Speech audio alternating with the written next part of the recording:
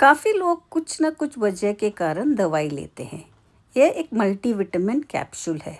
Multivitamin तो हम सब लेते हैं, मगर जब वो खुल जाता है तो उसका असर कम होता है, ना के बराबर होता है। अब इस टैबलेट को देखो, एक खून बढ़ाने वाली टैबलेट है। अब इसका भी असर कम होगा। अब ये टैबलेट देखो कितना फ्रेश है, और इस टैबलेट को देखो, क्योंकि ये पूरा एक्सपोज्ड है। डब्बे में तो रखते हैं, मगर उसका ढक्कन बराबर नहीं लगाते। दवाई का डब्बे का लिड खुला नहीं छोड़ना चाहिए। एयर टाइट डब्बा लेना चाहिए जिसमें एयर ना घुसे। डब्बे को अच्छी तरह से बंद करना चाहिए, क्योंकि हम रोज के टैबलेट जो लेते हैं, अगर हवा जाता है तो खराब हो सकती है। जब हमें लिक्विड दवाई प्रिस्क्राइब किया जाता है, उसके साथ एक कैप आता है जिसके ऊपर ml का मेजर होता है। अब इस कैप के ऊपर 2.55 10 ml है।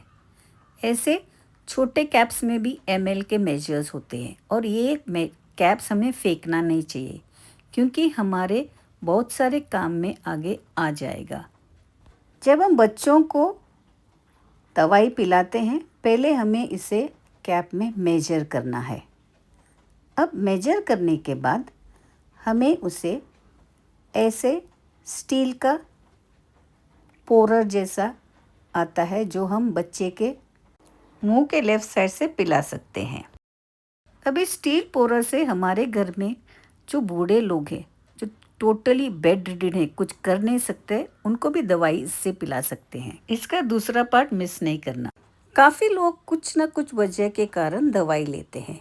यह एक मल्टीविटामिन कैप्सूल है। मल्टीविटामिन तो हम सब लेते हैं, मगर जब वो खुल जाता है तो उसका असर कम होता है, ना के बराबर होता है। अब इस टैबलेट को देखो, एक खून बढ़ाने वाली टैबलेट है। अब इसका भी असर कम होगा।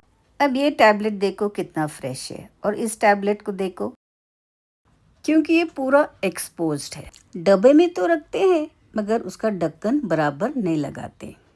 दवाई का डब्बे का लिड खुला नहीं छोड़ना चाहिए। एयर टाइट डब्बा लेना चाहिए जिसमें एयर ना घुसे। डब्बे को अच्छी तरह से बंद करना चाहिए, क्योंकि हम रोज के टैबलेट जो लेते हैं, अगर हवा जाता है तो खराब हो सकती है।